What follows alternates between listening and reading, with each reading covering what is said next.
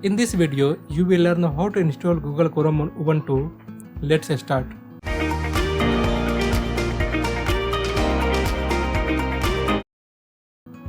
Go to browser.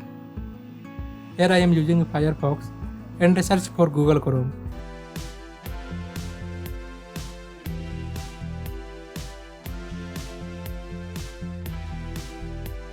Click on the top non-sponsored search result. Click on Download Chrome. Select a .deb extension download package if you are using Ubuntu or Debian. Click on Accept and install. Now Google Chrome downloading will be started. After downloading, go to the folder where Google Chrome downloaded and open terminal. List the folder contents using ls command.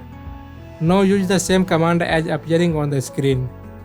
Sudo dpkg-i.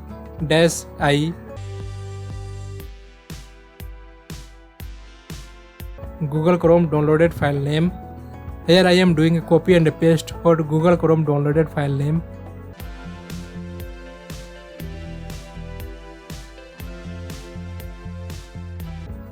Now Google Chrome is installed.